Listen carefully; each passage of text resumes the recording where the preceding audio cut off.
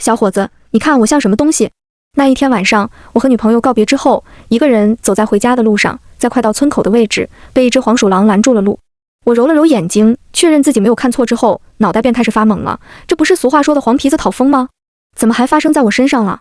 喂，小伙子，你看我像不像人？似乎是发现我回答不了他的问题，黄皮子便不耐烦地再次问道，同时上身直立，做出了人类才能做出的作揖等动作。看到这里，我才明白这只黄鼠狼是修炼到一定的境界来讨风来了。不过我从小在农村长大，对于这一类事情还是很了解的。这种情况不能随便开口答应，否则后面后患无穷。你看我像不像人啊？似乎是等得有点不耐烦了，黄皮子朝我走了过来，一边做着人的动作，一边继续问了起来。看到这样的场景，我知道不能再拖下去了。虽然是有道行的野兽，但也毕竟是野兽，万一激怒了它，我岂不是死无全尸吗？想到这里，我不再犹豫，开口说道：“小黄啊，你是来讨风的吗？”话音刚落，面前的这只黄鼠狼顿时停下了脚步，一脸惊喜地看着我，拼命地点头，一边作揖，一边问道：“你看我像不像个人啊？”“嗨嗨，那个小黄同志啊，你来向我讨风，那么你先把你的讨风申请书拿给我看看，我审核一下，没问题的话，我们再来谈谈受风的事情。”我内心恐惧万分的情况下，依然表面佯装镇定地开口说道：“啥玩意？讨风申请书？”黄皮子原本直立着上身，现在重新四肢着地，充满人性化的表情中流露出一丝丝的疑惑，还带有一点迷茫。对呀，讨风申请书，难道你没有准备吗？看到这里，我心知这黄皮子怕是被我唬住了，赶忙趁热打铁，继续追问，不给他思考的时间。什么讨风申请书？我老黄家从老祖宗开始就没有听说过什么申请书。我说你这小子是不是在逗我玩呢？说到这里，黄皮子的脸上露出一抹凶狠的眼光，幽绿色的眼光泛起了冷意。这冰冷的眼神看得我直冒冷汗，连忙再次开口道：“讨风申请书啊，你不知道吗？现在不管你要做什么事情，都要写一份申请材料才行。隔壁市狐仙小白为了讨风，写了洋洋洒洒3万字的申请，被隔壁市的土地神一眼相中，现在都成了妖界的编制人员了啊！我不知道啊，我们老黄家从太太爷爷开始就没写过这东西啊！哎，小黄啊，现在时代变了，你没有讨风申请书，我实在是没办法给你封什么呀。”我一边语重心长地说着，一边强忍着内心想笑的冲动。这只黄皮子看来脑袋不灵光啊！我说啥他都信，随口一编，居然还相信了。但是即使内心这么想着，我依然嘴上没有松口。小黄同志啊，我觉得为了你的讨风之路早一点顺利完成，你先回去写一份讨风申请书，明天还是这个时候来我这里，我帮你检查一下，可以的话我就接受你的申请，怎么样？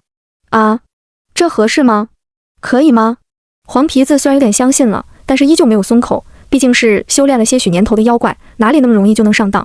这样，我明天晚上把我爷爷叫上，他老人家在这里生活了这么多年，那可是咱村里德高望重的人物，有口皆碑。你看，凡是我爷爷介绍的目的，他们使用过后，没有一个给差评的，怎么样？我把我爷爷叫上，这下你可放心了。也行，不过你记着，明天可一定要给我想要的答案，不然我哪怕拼着这一身道行不要，我也让你不好过。说罢，这只黄皮子如同一支离弦的箭一般，嗖的一声就没影了。一直看着黄皮子从我的视线里消失，我总算喘了一口气。可恶，吓死宝宝了！幸亏我反应机灵，逃过一劫，还是赶紧回家找我爷爷吧。家有一老如有一宝，他什么大风大浪没见过，一只黄皮子还搞不定吗？想到这里，我加快了回家的步伐。第二天晚上，熟悉的时间，熟悉的路口，但是我的身边多了一个人，我的爷爷。爷爷，你有把握吗？那可是一只修炼的黄皮子，搞不好咱爷孙俩别折进去了。我看着身边一脸云淡风轻的老头子，不由得心里一阵疑惑。自从昨天晚上给爷爷说了我和黄皮子遭遇的事情之后，他就一脸兴奋的模样，搞得讨风的好像是他一样。临出门的时候，还信誓旦旦地说要把这只黄皮子拐回来当保家仙用。两个普通人又拐一只涉世未深的黄皮子，怎么想都觉得不靠谱。正在心里没底的时候，眼角的余光捕捉到一抹黄色的身影，那只黄皮子来了。只见嗖的一声，那只黄皮子来到了我眼前。这个时候我才注意到他的嘴角叼着一个信封，我走上前去拆开一看，封面上5个大字格外的醒目：讨风申请书。我连忙把这个交给我爷爷，退到了一旁。开玩笑，这种场合我一个10家青年就不参与了，我可是坚定的无神论者。而我爷爷接过黄皮子的讨风申请书以后，便坐到了旁边一块凸起的岩石之上，装模作样的看了起来。而那只黄皮子见我爷爷接过了他的申请书，脸色一喜，也跟着走了过去，只留下我一个人在原地发呆。小黄啊，你这申请书不合格呀！看了一会之后，我爷爷才开口道：“什么？我可是很用心的写了一天，你为什么说不合格？”原本在一旁老老实实等待听风的黄皮子，看到自己辛辛苦苦写的申请书被打回来了，不由得脸色一变。来，小黄同志，你看啊，你的申请书里面的个人信息什么都没有，就是啰里啰嗦的说了一堆废话，要什么要什么的，而且写完之后连致谢都没有，这根本就不合格。我来说，你听听啊。首先，你得介绍一下你的基本情况，你从出生开始做过什么事情，修炼以后获得什么荣誉，得到过什么奖励。另外，你得表明一下你的态度，你为什么要讨封？你讨封以后打算怎么做？你这个申请书连未来的规划都没有，你说说，这能是一份合格的讨封申请书吗？说着，爷爷直接把这个申请书摔到了黄皮子的怀里，而我则是在一旁目瞪口呆地看着这一切，心里不自觉佩服了起来。牛啊，能把子虚乌有的事情说得这么一本正经，你大爷还是你大爷！这黄皮子看着地上的申请书，不由得犯了难。另外，小黄同志啊，我还要提醒你一点，你讨封的时候不要这么随随便便的讨封，你要是随随便便了，别人能拿你当回事吗？这是啥意思？拦路讨封是我老黄家历来的传统啊，小黄啊，你这思想就落后了，这过去能和现在一样吗？你想想，平时别人来求你办事，你啥东西都不带，这是别人能给你办妥吗？你说的时候可能只是嘴上应付两句，但是人家不给你办，你能说什么？俗话说得好，帮忙是情分，不帮是本分，对不对？你想想看，你去让别人帮你，你两手空空，和你手拿重礼，别人对你的态度能一样吗？你来找我们爷孙俩帮忙，就这么两手空空，一点诚意都没有。往小了说是没礼貌，往大了说是你自己不把你自己当回事呀。不错，这话听着还像那么一回事。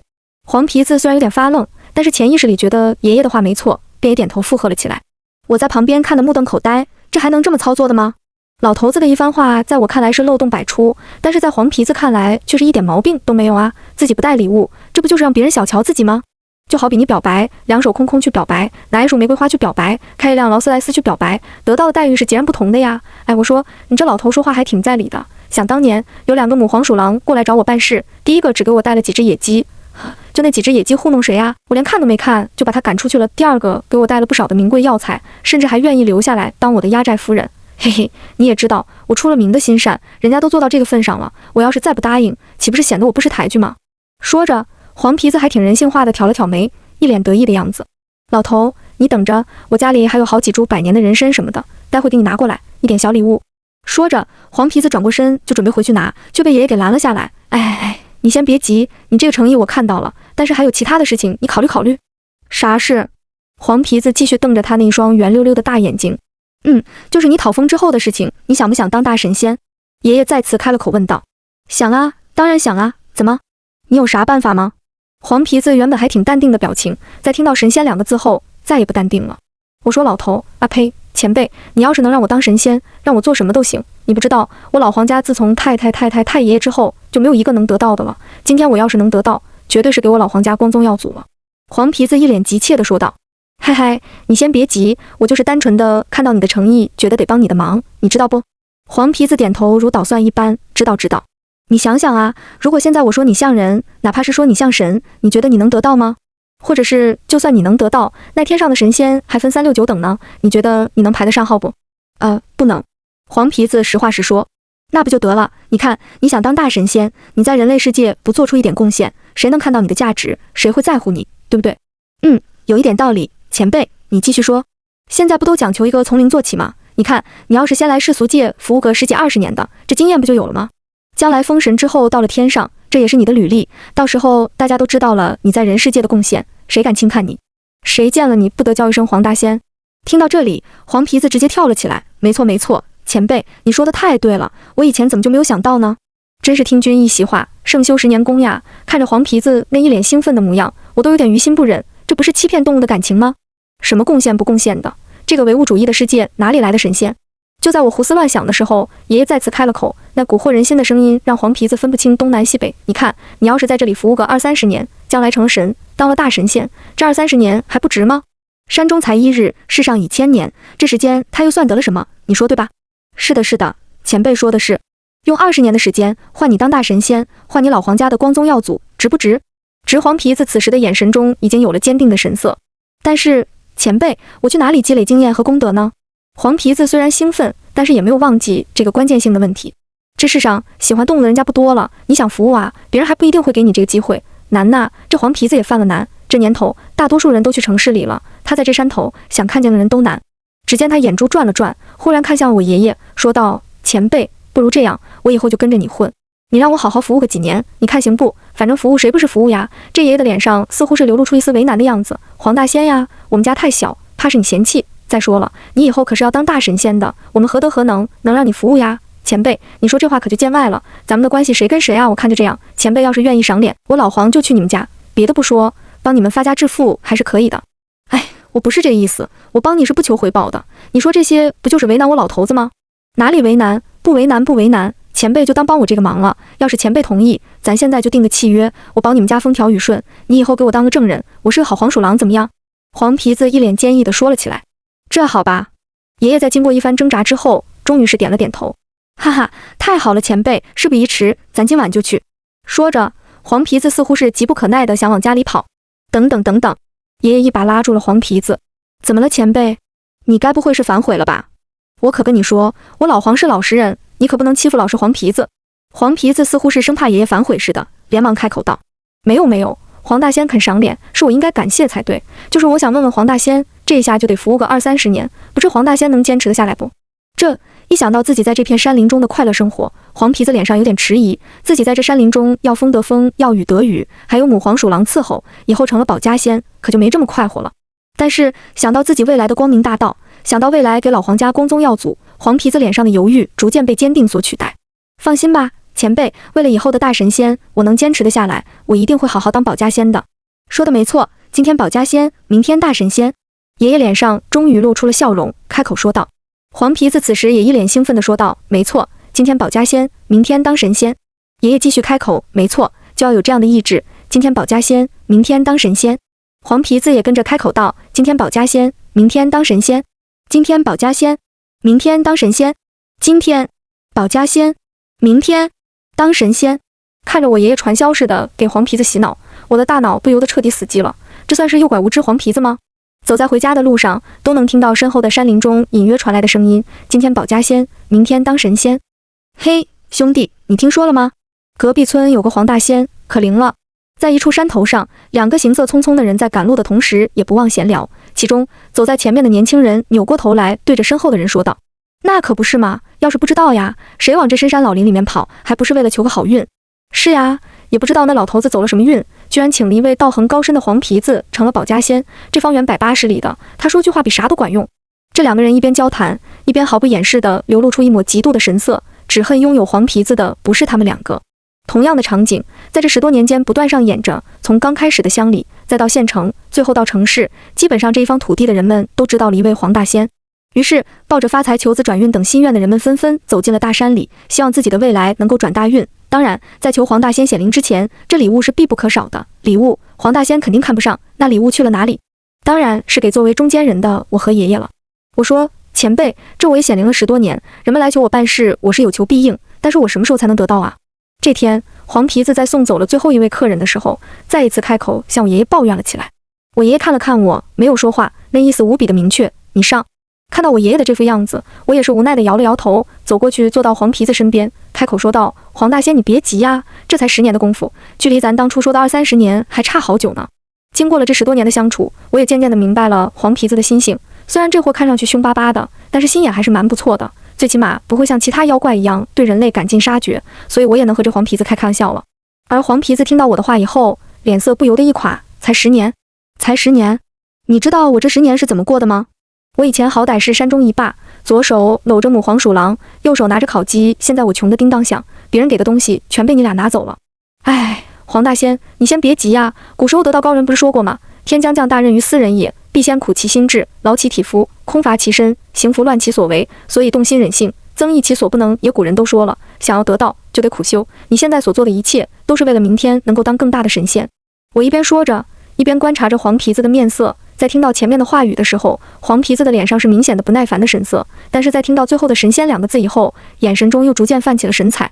不过黄皮子还是有点怀疑的说道：我读的书少，你可别骗我，我刚刚从我表哥那里得到消息，我表哥的朋友的奶奶的弟弟的儿媳的舅舅出轨的母黄鼠狼说了，那母黄鼠狼的哥哥就是拦路讨封，结果被拦路的人说他像人，然后他现在已经得到了。啊哈！我向你发誓，我绝对不骗人，我要是骗人，我就是小狗。说到这里，我感觉有点尴尬，摸了摸鼻子说道：你要相信你自己走的是一条正确的道路，虽然你说的那只黄鼠狼讨封成功了，但是他讨封成功又怎么样？能和你比吗？他讨封成功了以后，天庭给他办了神仙证，入了神籍，现在是玉帝的人。听说他现在是在山神手底下当差，铁饭碗，方圆千里的母黄鼠狼都暗恋他。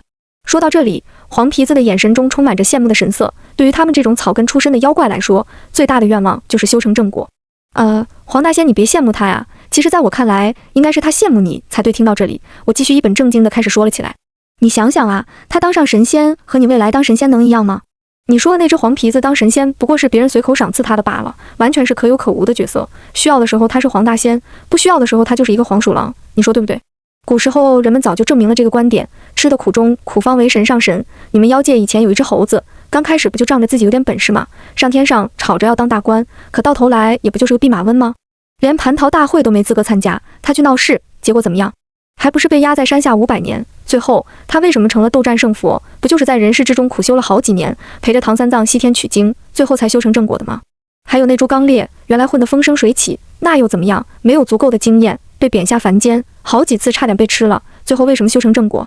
还不是和孙悟空一样，在人间修炼，杀悟净、白龙马，哪个不是经历了9981难，最后才得到？你看看，跟他们比，你只是在这里显显灵而已，你是不是更幸福？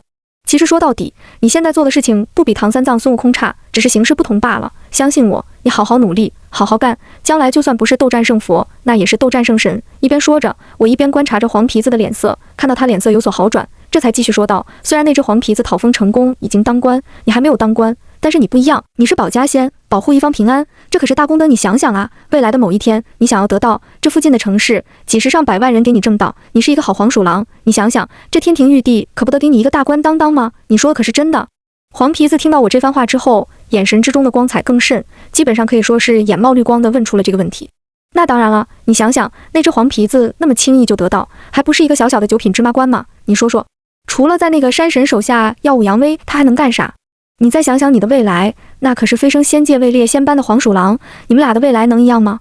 你想想看，将来你在我这里积累了足够的功德之后，去了天界，那你作为神仙，在下界可是有几十万粉丝的，就你这份量往玉帝前面一站，孰轻孰重还用想吗？说不定就连你们妖界的始祖胡三太爷和胡三太奶都得出来夸一句，你真是我们妖界的楷模。在我苦口婆心的劝说下，黄皮子终于意识到自己目光短浅，连连点头说道：你这话说的倒是对我的胃口，我们老黄家到了我这一代，就全靠我光宗耀祖，其他的黄鼠狼都得靠边站。黄皮子说着，不禁摇起了尾巴，绿油油的眼睛更是泛起了光芒。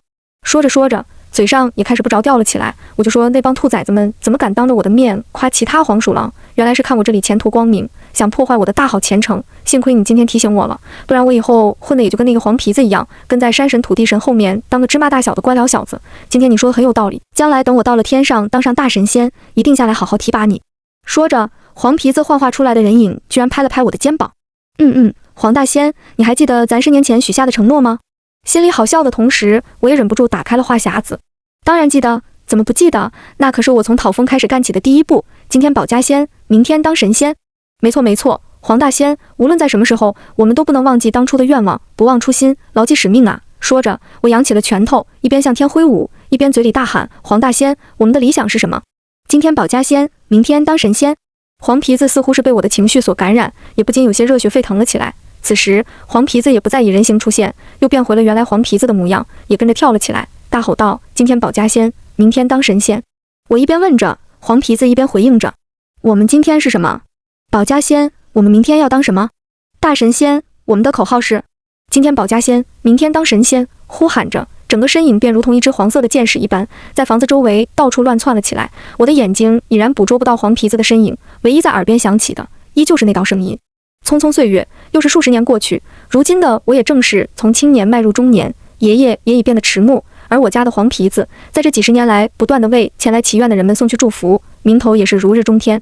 当初一个讨封的法力低微的黄皮子，现在也已经变成了掌管几千黄皮子的大佬。原因很简单，我家黄皮子经过几十年的积累，在这里已经是家喻户晓的存在。其他黄皮子但凡想要混点名头出来，就得来投靠，不然没人来找他们，他们也修行不了。我说老兄啊，你看我老黄现在也算得上是一方动物，手下有好多黄皮子，这几十年我老黄也帮了不少人，没有几万也有几千了。按理说这心智也磨了，体肤也劳了，但是我现在还没有变成神仙啊。这一天，黄皮子又来找我抱怨了，自从上次抱怨过到现在，整整10年了。老黄呐，这个事情我也不是没有想过，但是你看啊，不是有句话吗？叫做心诚则灵，只有一心一意为大家服务，将来才能得到成仙。如果你做保家仙这些年来一直想的是成仙，那心不成，愿望怎么会灵呢？你说是不是？每过一段时间，黄皮子就得来问我什么时候才能成仙。看到黄鼠狼又来，我想也不想的随口说道：什么意思？当初说好的我当保家仙，以后能当神仙的，难道你们是在骗我？黄皮子听到我说的话之后，脸色一变。这些年来，他放弃了山里的美好生活，跑到人类的居住地当起了保家仙，为的就是有朝一日能成仙。现在居然说成不了，这如何能不让黄皮子生气？啊，老黄，你先别急呀，来坐下，喝口水。看到黄皮子表情变了又变，我连忙站起身，招呼着黄皮子坐下。哎呀，老黄呐，你看我也就这么一说，你怎么能当真呢？可我刚刚明明听到你说了心诚则灵。黄皮子似乎并没有打算就此接过的意思，而且心诚则灵这个词我也知道，你们人类每次来我这里的时候，嘴里都念叨着黄大仙保佑，你们也告诉他们心诚则灵之类的话。说到这里，黄皮子弓起了身子，两只爪子往腰上一放，后面一条尾巴晃呀晃呀。你老实告诉我，你们当初是不是在骗我？我当了这么多年保家仙，为什么到现在还没有成仙？还有你刚刚说的心诚则灵，到底是怎么回事？我皱了皱眉头，看着黄皮子这副样子，今天要是不说出个一二来，这黄皮子恐怕不会善罢甘休。想到这里，我也不再啰嗦，开口说道：这怎么能是骗你呢？老黄，想当初咱们可是都说好了的，你当保家仙积攒功德，等到功德圆满之后就能飞升成仙，现在你的第一阶段的任务还没有完成，怎么能说是我骗你呢？顿了顿，继续说道：你看啊，老黄，当初咱第一次见面的时候，我和爷爷就已经跟你说了，如果你只是想当一个无名之神的话，当初我和爷爷直接就说你下人就好了。但是咱不是一心要当大神仙吗？那自然要吃点苦了。你看这保家仙的几十年，不就是为了最后的大神仙吗？老黄，这路可是你自己选的，怎么能怪我呢？黄皮子听完我的话之后，直立的身子再一次落回了地面。你说的倒也不是没有道理，只是当初你们说了20-30年，现在时间早超了，但是我还没有成神仙，你说这问题是在哪里呢？这个简单，我告诉你呀，咱们前期当保家仙的积累，是为了后面成神仙的厚积薄发。你想想，你直接讨封，可能只是像你说的那只黄皮子一样，当个山神的小跟班，当个几十年的保家仙，那你可就是天上的真神了。这两者能一样吗？哎呦，我一拍脑门，说道：老黄呐，我得提前恭喜你啊！以后要是当了神仙，可千万别忘了小弟我。我先在这里恭喜老哥能当大神仙了。等等等等，你说的话我咋听不明白呢？黄皮子瞪着他那双绿油油的眼睛问道：什么神仙？我现在还在这里没混出头，当什么神仙？言语间，黄皮子还带了一丝丝的怨气。老黄，此言差矣，你到现在还没有得到，岂不是美事一桩吗？你现在当保家仙时间越久，后面得道上天之后，还怕你那位置会低吗？老兄啊，虽然话是这么说，但是我现在就想当神仙，关小点就小点吧。我在这里待了这么多年，当够保家仙了，现在就想当神仙。就在我想开口说些什么的时候，黄皮子直接打断了我的话。你先别说什么我继续在这里修行了，我感觉我在这里成不成仙的另说，但是你们家的日子是滋润了不少。你们当然不希望我走了，我怀疑你们在骗我，但是我没有证据说话的时候，尾巴转来转去，冷峻的眼神把我都吓了一跳。哎呀，老黄啊，你怎么能这么想呢？你在这里当保家仙是为我们家当吗？是为我们家服务吗？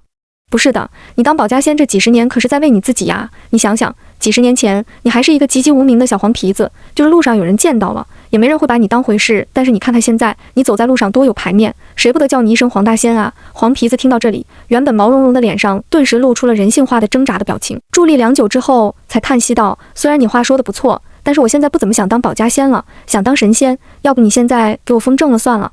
虽然黄皮子的梦想是当天界的一方封疆大吏，但是经过这几十年现实的毒打之后，对于大官的心思也没之前那般坚定了。现在是能混就混，能躺就躺。哎，老兄啊，这个时候你要是直接封正当神仙了，那你不就亏了吗？闻言，我顿时急了。啊，此话怎讲？黄皮子歪着脑袋，似乎没反应过来我的意思。老黄啊，你想想，你在这里当保家仙已经有30年了吧？是呀。闻言，黄皮子还有点生气，本以为10年20年就能修成正果，谁知道等了30年还就是这样。关键是每天来上香的人还不少，天天把自己累得够呛。所以啊，我在此开口道，你想想，你已经当了30年保家仙了，要是这个时候放弃，那之前不就白白浪费了30年吗？如果你受不了，那之前第一次见面就直接讨封，然后封正不就好了吗？现在放弃，只差临门一脚的天界大门就和你无缘了。这黄皮子顿时陷入了纠结之中。老黄啊，你看我都没放弃，你为什么要放弃？要知道，你当保家仙得道是为了你自己，和我没有半毛钱的关系，但是我都没有放弃你，你能放弃你自己吗？看到黄皮子这副样子，我立马决定趁热打铁。再说了，你要是现在就自甘堕落，那你以后怎么面对你的黄皮子族的其他族人？要知道，你当保家仙的时候，他们可是一个两个的都看不起你，觉得没前途，难道你不想狠狠地扇他们几耳光回去吗？你要是现在放弃，直接讨封正，和你那表哥的朋友的奶奶的弟弟的儿媳的舅舅出轨的母黄鼠狼的哥哥有什么区别？如与那黄贼何异？在我一番慷慨激昂的辩论之下，原本对未来已经不抱太大希望的黄皮子终于认识到了自己的错误，坚定了自己对未来神仙的看法。黄皮子爪子狠狠地拍了拍桌子，眼神也变得更加凌厉了起来。说得不错，树活一张皮，黄皮子活一张脸。如果我要是放弃，岂不是被别人看了笑话老兄啊？你说得很对，我现在当保家仙是为了我以后的道路，你放心吧，我以后不会再这么幼稚了。说着，黄皮子还抬爪拍了拍自己的胸膛，一脸严肃地说着：迷途知返，善莫大焉，亡羊补牢，为时未晚。老黄呐，以后咱可不能轻言放弃啊！看到黄皮子这样，心里顿时松了一口气。当然，嘴上亮堂话还是要说的。我已经知道错了。为了惩罚自己，我决定多为你们家服务10年。日后若是得到，我将延迟10年的时间飞升，作为对自己的惩罚。黄皮子眼神坚定地说了起来。哎，黄兄千万不要这样，这让小弟我如何担待得起？闻言，我强忍着内心的激动，脸上故作为难状，摆手说道：黄皮子非圣贤，孰能无过？知错能改就好。黄兄千万不能这样，不行，如果你还认我老黄，就必须答应。黄皮子盯着我，严肃地说着：如果你不答应，就是不原谅我之前的错误。哎，黄兄，你这好吧，我答应便是我一脸痛心，勉为其难地答应了下来。黄皮子这才露出了笑容。黄兄，今天一小步得到一大步，今天保家仙，明天当神仙呐。说得不错，今天的一小步是为了明天得到的一大步。今天保家仙，明天当神仙。说着，黄皮子爪子顿时举了起来。老兄，我今天还得去为其他祈愿的人排忧解难，就不叨扰了。黄某去也。说罢，身形顿时化作一道残影，向着远方而去。耳边隐约间还传来了当年熟悉的声音。今天保家仙，明天当神仙。又是几十年的光阴过去，我也即将步入老年。这一次，依旧是我和黄皮子在聊天。老黄啊，这一眨眼就是几十年喽。看着面前的黄皮子，我忽然感觉有很多话想说，但是又不知道从何说起。是啊，当初第一次见面的时候，你还是个小屁孩，本来想讨封当个小妖的，没想到被你忽悠来当保家仙，这一晃也是几十年了。是啊，当初我也没想到能把你弄来当保家仙，想想还真是。我站起身，从怀里翻出一沓黄纸，说道：算上我的最后这一沓纸，这10万人的祈愿就完成了呀。说着，我的嘴角不自觉上扬了起来。看着黄皮子有点不解的神色，我开口解释道：当初你到我们家当了保家仙后，我和爷爷曾经去道观里问过，动物修炼怎样才能得到正道。当时道士告诉我说，动物如今想要飞升，只有2种方式，其一是拯救苍生，其二就是万民祈福。万民祈福，顾名思义，就是当有足够多的人愿意为你祈愿祈福的时候，动物修炼不需要经过雷劫也能飞升。这些年，每一个来这里求平安的人，我和爷爷都会要求他们回去之后为你烧一道黄纸，算算数量，连上我的这几道，就刚好是10万道了。老黄，恭喜你了，马上就要飞升了。说话间，我点燃了手中的黄纸，看着火焰慢慢将自己吞噬。我想说些什么，但是看着身边的黄皮子，当年的一幕幕再一次浮现在脑海中。老黄，我这里有合纵连横10册，你拿着吧，或许你在天上能用得到。所以说，当初你们是骗我，后面才为我想办法的吗？黄皮子鼻子里面哼了一声，不过还是接了过去。算了，反正结果满意就行，算你们有心了。哎，老黄，你什么时候走？我站起身问道。10年后吧。黄皮子没有回头，不过身子倒是停顿了下来。10年啊，你还真是能忍。我要是你，里面圆地上天，我似乎明白了什么，笑骂道：毕竟是当初说好的。说完之后，黄皮子的身影直接就从原地消失了。看着这熟悉的展开，就像当年那般。今天保家仙，明天当神仙，这10个字不知道从什么时候开始在整个北方大地的动物口中流传了开来。10年后，今天保家仙，明天当神仙。10年后，一道略显瘦弱，但是又带有一点猥琐的身影在云层之中行走。只见那道身影一边走一边说道：哎呀，熬了这么久，终于熬出头了，马上就能得到了。等我到了天庭当上大官，给我老黄家光宗耀祖后，一定要让我表哥的朋友的奶奶的弟弟的儿媳的舅舅出轨的母黄鼠狼的哥哥跪在我面前唱征服。一边抱怨着，一边紧了紧身上的背包，继续向前走去。南天门外，哎呀，大哥，你好你好，我看你咋这么面熟呢？咱俩是不是在哪里见过？此时，那只讨风的黄皮子正准备和南天门的神将唠唠家常。何方妖孽，竟敢擅闯南天门，吃我一剑！说着，黄皮子眼前的那名神将拔出手中的宝剑，直接向那黄皮子刺了过来。黄皮子没想到这神将居然话不多说，直接动手，吓得一下蹦出了老远，一边抱头鼠窜，一边叫道：哎呦我操，大哥别动手，我是好黄鼠狼呐，我是得道的黄鼠狼，来天庭找工作的。大哥，我从小就是3好黄鼠狼，3岁自力更生，4岁扶老奶奶过马路，5岁见义勇为，一直是黄鼠狼世界的道德模范，我是好黄鼠狼呀！妖孽还敢口出狂言，看招！说着，神将剑尖一抖，一道剑光直接朝着黄皮子劈了过去。黄皮子感觉到背后的凉意，上身一弯，使出狗吃屎的招式躲了过去。只是他身上的背包却在剑光的劈刺下被划开了一道口子，一个亮晶晶的物件从那道口子中甩了出来。什么东西？说着，神将双手一抓，直接将那东西抓在了手里。定睛一看，金黄金黄的，看着也像是个好东西。哎呀，大哥，你可真是好运气啊！这个东西是下界专有的东西，是小弟我好不容易搞来的，就是为了孝敬大哥你的。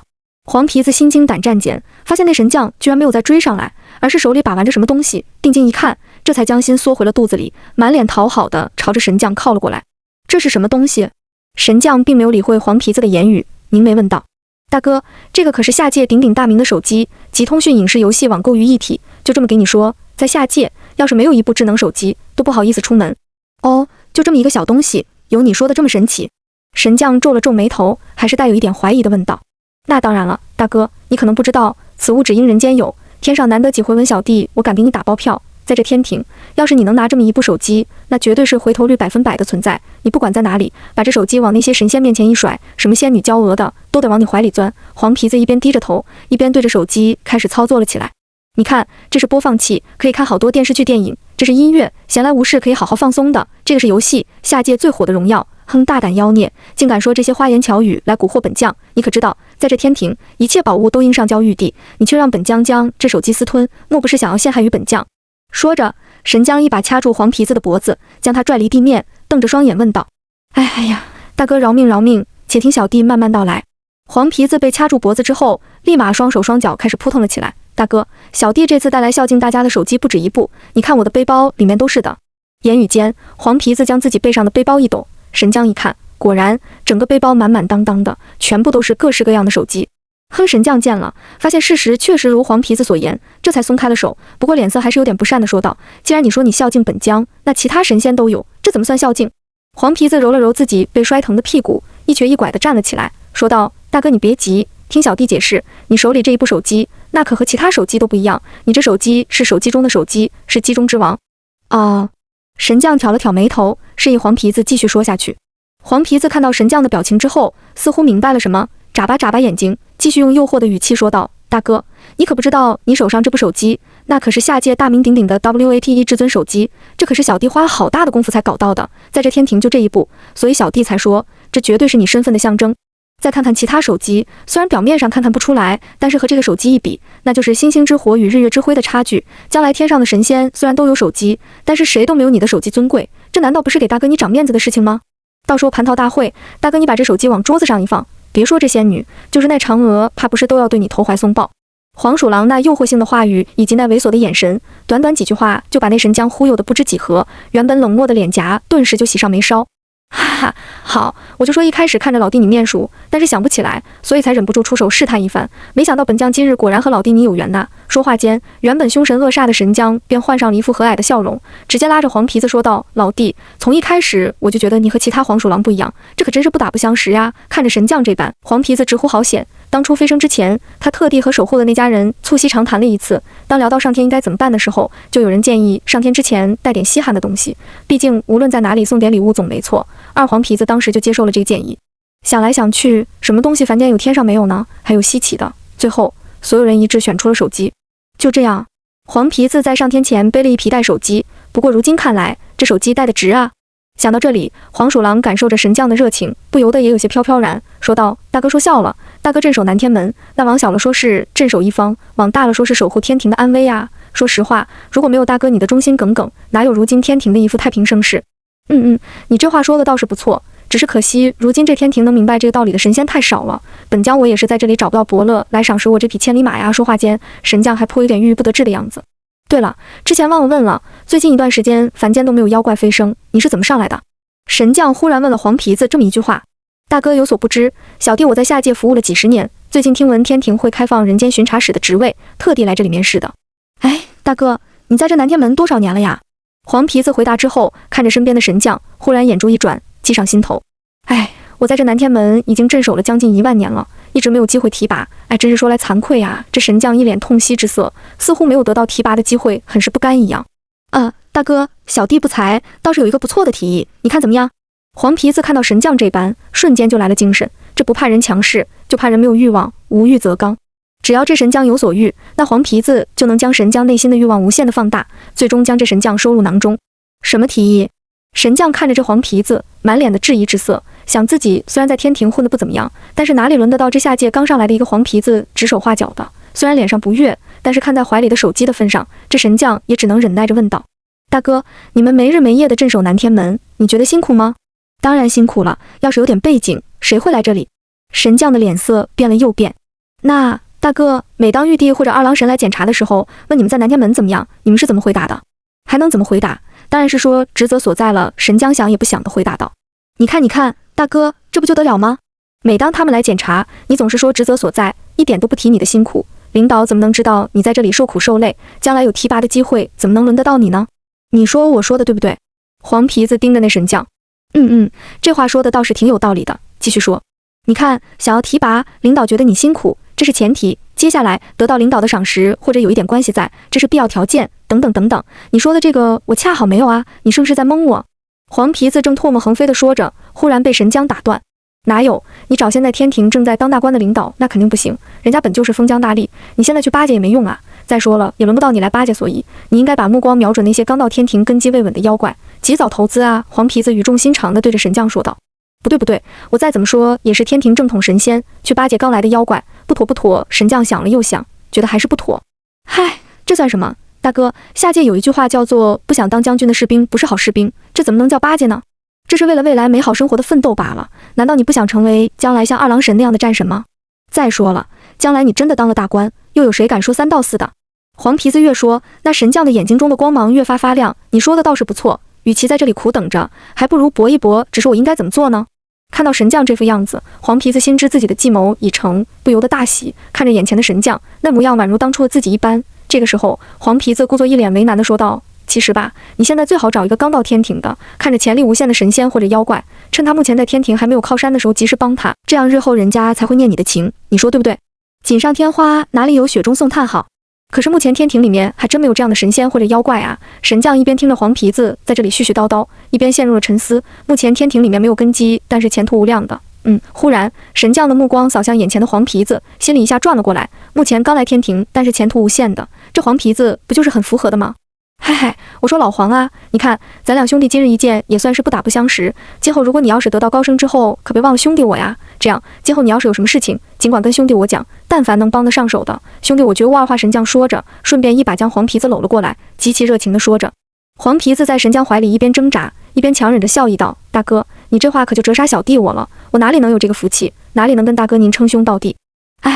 谁说不行？我就觉得兄弟你未来前途无量，你有功德在身，又是从下界渡劫飞升来的，下界服务经验丰富，而且还是妖怪。你看现在天庭就缺这样的，你未来得到不了，还有谁能得到？这黄皮子一脸为难，看着神将支支吾吾道：大哥，你也太看得起小弟了，这我初来乍到都不知道规矩，哪里能像你说的这样啊？神将一见立马急了，谁说不行？几百年前从下界蹦出来一只猴子，不也成了齐天大圣斗战胜佛吗？兄弟，最近天庭在招3届巡查使，下界来的和天庭之外来的有加分的，而且到时候兄弟我们都给你投票，不怕。神将见到黄皮子还有点犹豫，顿时有点着急了。之前他脑袋还有点不开窍，现在听了黄皮子的话，顿时意识到改变命运的机会就在眼前，哪里还能放过这个机会？顿时就拉着黄皮子的爪子，直接来到了南天门，不给他任何拒绝的机会。两个人谈话间，再一次来到了南天门。这下没等黄皮子开口，神将就先吆喝上了：来，兄弟们，大家认识一下，这位是渡劫得到的黄鼠狼兄弟，来天庭找工作的。在神将的介绍下，剩下的几位天兵也是点头示意。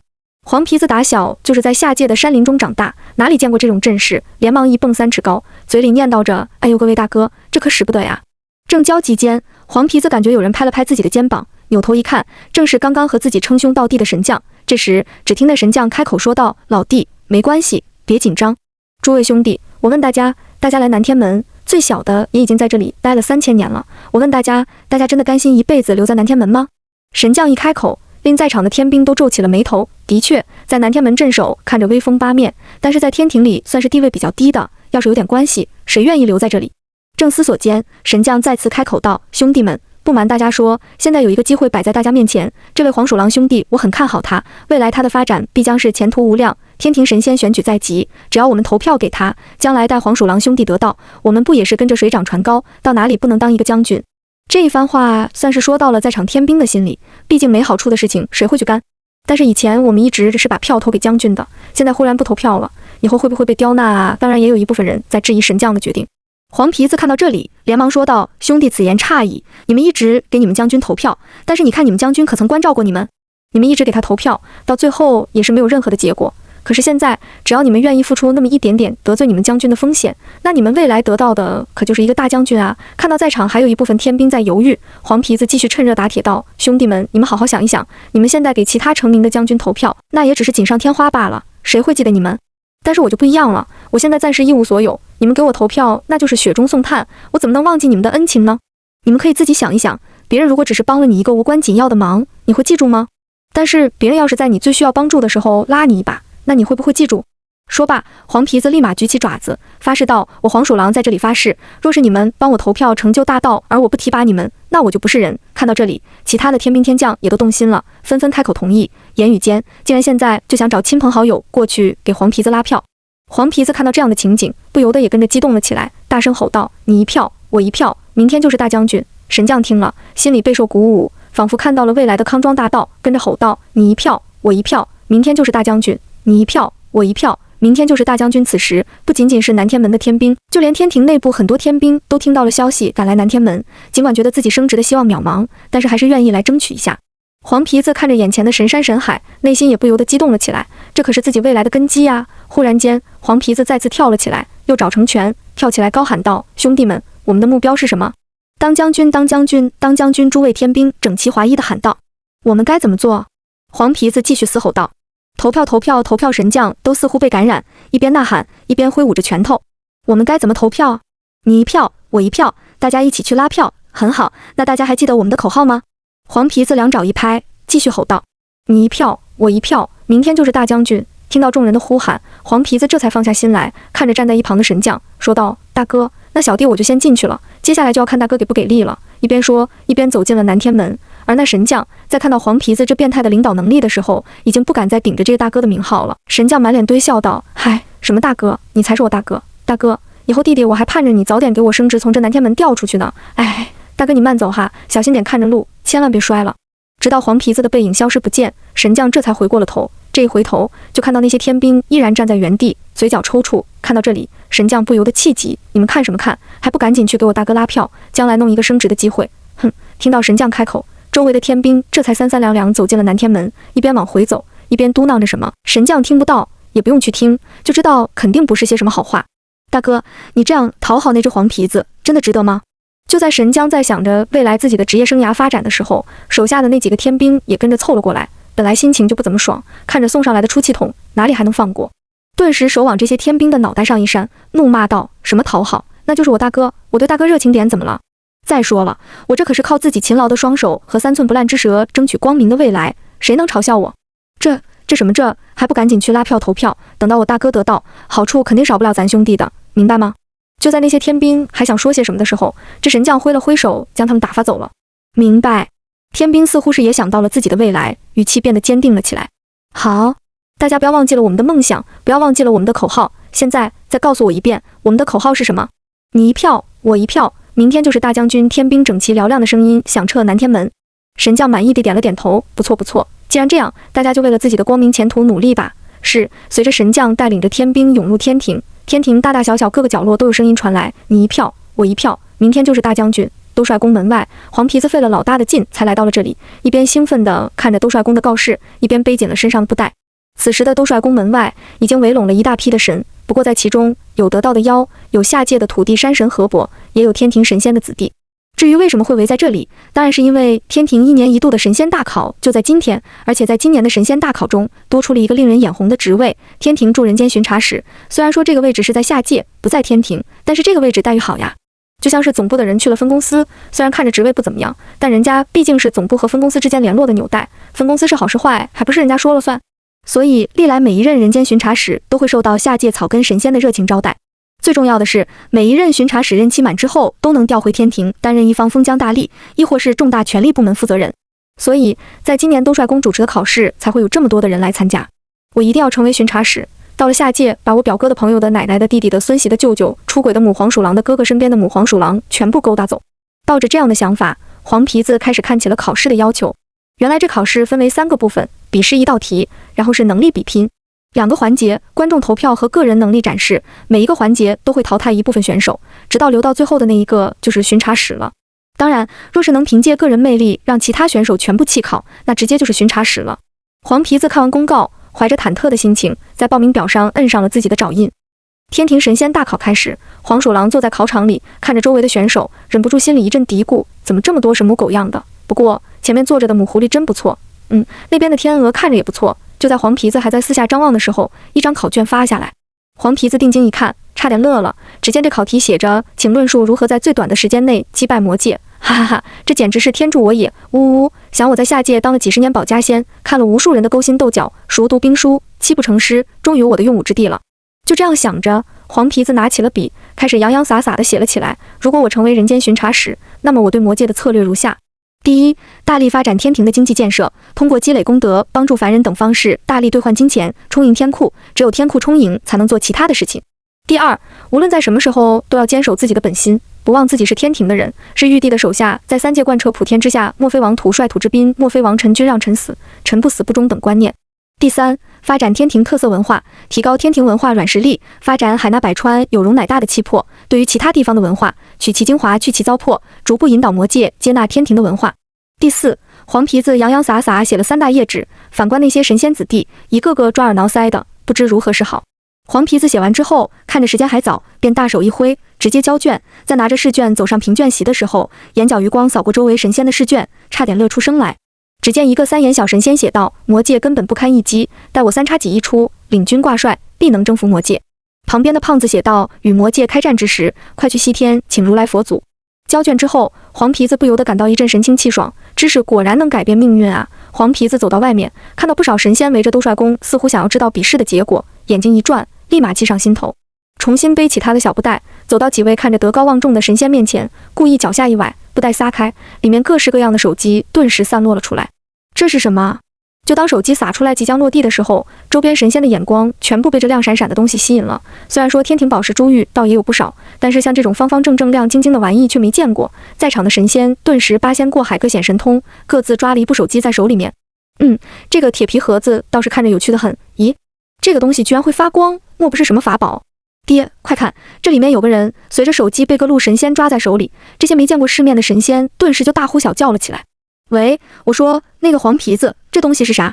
很快就有人反应过来，解铃还须系铃人。既然这个东西是从黄皮子的袋子里掉出来的，那黄皮子一定知道这东西是啥。这个东西叫做手机黄皮子等的，就是背后的这一群神仙发问。在听到众人在等他解惑的时候，这才慢吞吞地转过身来，直视着这些神仙，开始讲了起来。此时的黄皮子虽然第一次面对这么大规模的神仙，可还是有条不紊地讲了起来。这可是他从下界那对爷孙俩那里学来的营销办法，不管面对谁都要有底气，就算没有装也得装出一副样子来。说来也奇怪，天庭的神仙哪个不是活了1800年的，什么样的天才地宝没见过，可是偏偏就被一部手机给迷住了眼。不到1天的时间，关于手机的传说就已经传遍了整个天庭。在第2天能力比拼考试开始之前，兜帅宫门前再次围绕着一大片人，只不过这次在兜帅宫门前，大家的眼神已经不是直勾勾地盯着考场了，而是神手一部手机，而且大家都开始对手机进行攀比了起来。我说千里眼，你用的这个手机不行啊，你看我的怎么样，强不强？呵呵，顺风耳，看看我的，这可是限量版手机。闻言，在场的神仙无不羡慕地看着杨戬手中的手机，这可真的是天庭限量版手机啊，真不愧是玉帝的外甥，一拿就拿到最高端的手机。就在这时，神群中产生了一阵骚动，只见周边的神仙纷纷向兜帅宫门前看去，神群也传来了阵阵低语，看呐，就是那只从下界来的黄皮子，听说手机就是从他那里拿来的，也不知道是走了什么运，居然能拿到这稀罕玩意，没想到下界居然还有如此神物。黄皮子看着周围的神仙，看着他们手里的手机，不由得有些洋洋得意了起来。昨天他还只是天庭最下等的一个随处可见的妖怪，但是到了今天，随着手机在天庭的推广，黄皮子的身影和手机一起传遍了天庭的角落，这不由得让他有些飘飘然了起来。就在他有些得意忘形的时候，只见昨天比试的那个3眼小神仙也走了过来，不就是一部破手机吗？有什么了不起的？你想当巡查使，先问过我答不答应今天的面试见分晓吧。说罢，3眼小神仙看都不看黄皮子一眼，直接就转身离去了。随着一上午面试的进行，黄皮子凭借在下界学到的舌战群儒之术过5关斩6将，在面试场地中7进7出，直到最后在面试官面前就只剩下了那位三眼小神仙和黄皮子。最后的最后，两人的得票分数都一模一样，故再加赛一场。太上老君这个时候清了清嗓子，开始说道：“各位神仙，大家好！今天是我们人间巡查使面试的最后一天，同样也是最后一场比试。这一次比试的胜利者将会是天庭驻人间新任巡查使。而这最终场的面试没有任何的规则，二位只需凭借自己的魅力和实力征服对手，征服观众，征服评委，那么就能胜任。好了，话不多少，二位开始吧。”说着，太上老君一晃身子，便将兜率宫门前变出了一片空地，在空地的中央，正是那三眼小神仙和黄皮子。黄皮子看着眼前的三眼小神仙，本着先礼后兵的原则，一抱拳：“你好！”哈哈，1对1，正合我意。看我3叉戟。黄皮子本想以德服人，但是没想到对手根本没理他，对面的三眼小神仙直接抽出了武器跳了起来。黄皮子顿时被这阵仗吓了一跳，本就是一步一步走来的草根小妖怪，论实力哪里能和天庭正统小神仙相比？只见那黄皮子的眼珠滴溜溜地转了转。莫西莫西！就在三眼小神仙的3叉戟即将到达的时候，冷不丁黄皮子忽然冒出了这一句话：“啥东西？”三眼小神仙闻言也不进攻了，身形一退，回到了原地，疑惑道：“你说啥？”黄皮子见有效果，立马来了精神：“阿里嘎多，古代戏马斯，你这黄皮子到底在说些什么？”三眼小神仙看着眼前的黄皮子，顿时气不打一处来，这什么妖怪，说的什么鸟语？喂，你能说普通话吗？原来这家伙不懂外语呀！黄皮子心里暗暗想着，但是嘴上却没有停歇。萨瓦迪卡，一边用真诚的眼神看着对面的三眼小神仙，一边竭尽所能地展示着自己从电视里学来的为数不多的外语。喂，你这家伙到底什么意思？莫非是在嘲讽我？看到黄皮子不仅没有停下来说普通话，反而用了另一种语言，三眼小神仙顿时气急，手里攥紧了3叉戟，怒吼道：“要是你再说这些啰里啰嗦的话，我就不客气了。”说着，作势欲攻。excuse nice to meet you。黄皮子见势不妙，连忙摆出一副可怜兮兮的样子，双眼泪汪汪的看着对面的三眼小神仙，一副妥妥低受欺负的阳光男孩的样子。三眼小神仙看到黄皮子这副样子，还以为他怕了，顿时有点得意，鼻子里面哼了一声，说道：“这下知道我的厉害了吧？”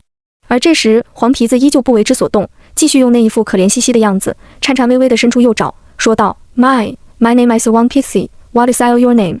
看着眼前的黄皮子一副诚惶诚恐的样子，再加上伸出的右爪，三眼小神仙本能地认为黄皮子这是怕了，于是一脸傲娇地伸出自己的右手，一边闭着眼睛享受胜利者的荣耀，嘴里开口道：“哎，我只是随随便便出手，没想到把你吓成这个样子，真是不好意思啊。”就在三眼小神仙以为黄鼠狼会借坡下驴认输的时候，忽然腹部一痛，来不及反应，便立刻抽身暴退，再次抬起头睁眼一看，你这妖怪居然如此卑鄙，你是不是不讲武德？此时黄皮子两手一摊，一脸无辜地说道：“你不是要打架吗？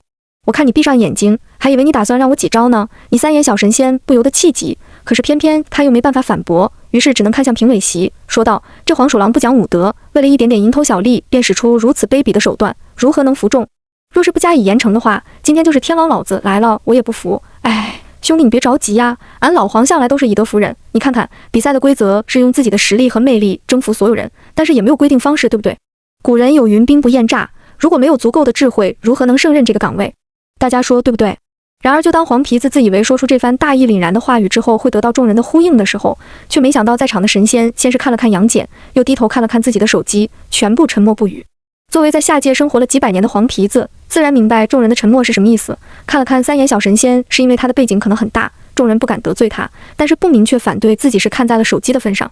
想到这里，黄皮子眼睛转了2转，走上前去拉着三眼小神仙的胳膊，说道：“兄弟，你看，就为了一个职位伤了2人的和气，完全没有必要。你是天庭正统神仙，但是小弟只是一个下界修炼走了运气的一个黄鼠狼罢了。这个职位对你来说可能只是锦上添花，但是对于小弟来说，那就是雪中送炭啊！若是以后有需要小弟帮忙的地方，请尽管开口。”黄皮子此时知道不能硬来，于是便换了一种思路，不知道兄弟的名字叫什么？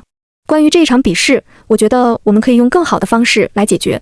哼，三眼小神仙鼻子里面重重地出了一口气，还是说道：“我的名字叫杨天。”黄皮子连忙说道：“兄弟，恕我眼拙没认出来。那个，你看这个比试。”杨天大手一挥：“我已经说了，我平日最恨这种卑鄙无耻的手段了。今天别说你，就算是天王老子来了，我也绝对不会认输的。”黄皮子看到杨天这样的态度，脸上不由得有些焦急了起来。“兄弟，你看这样行不行？我呢，手里正好还有一部最新的手机，下界刚刚研发出来的，我自己都舍不得用，今天我就把它送给你了。全当弟弟不懂事，给大哥赔罪了。”说着，黄皮子拉着杨天，背对着观众，悄悄地将手里一部分量极重的手机塞到了杨天的怀里。你这杨天本想破口大骂，可是当他看清楚怀中的手机的时候，目光瞬间就移不开了。这本想着拒绝，但是奈何这个手机实在是太好了，一边是自己的面子，一边是天庭最新的手机，这让杨天的内心顿时就天人交战了起来。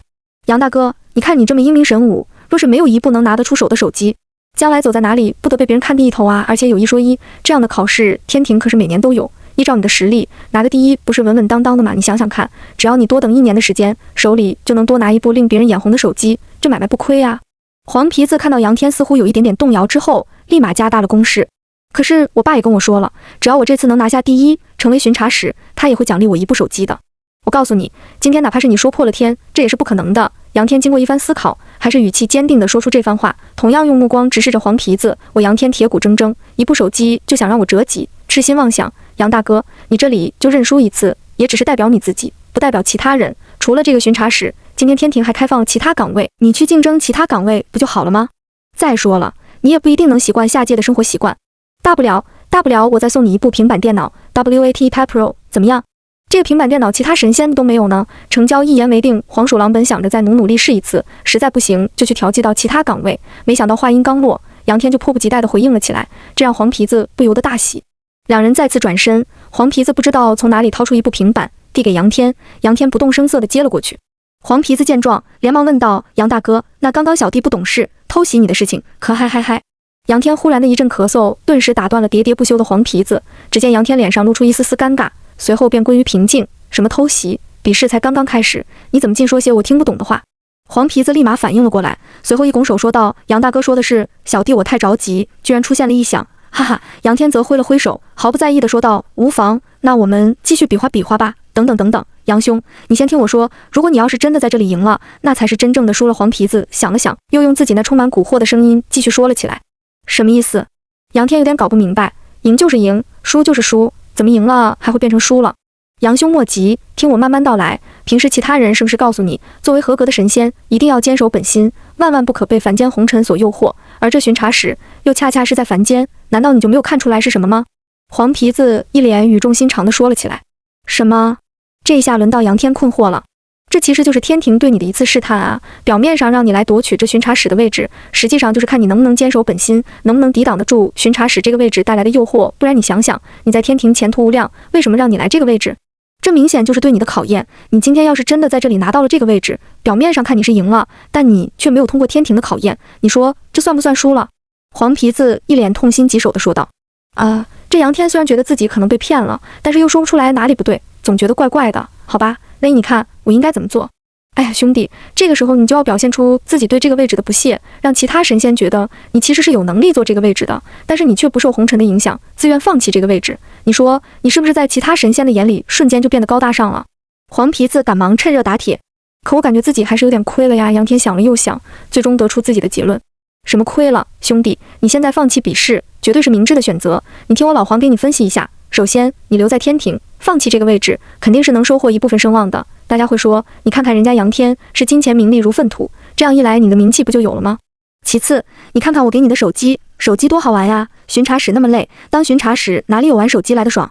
你看看这个，哎，对，这里能看电影，这里能玩游戏，对，这是一个5v5的游戏，看好玩不？来，我教你，左手移动，右手攻击，这里买装备，对，就是这样。杨兄，你觉得呢？黄皮子说的嘴唇干裂，就当他还想再说些什么的时候，顿时被杨天手里的手机传来的声音给吓了一跳。再看看杨天，已经完全沉迷在了游戏中，无论黄皮子怎么呼唤，就是不给任何回应。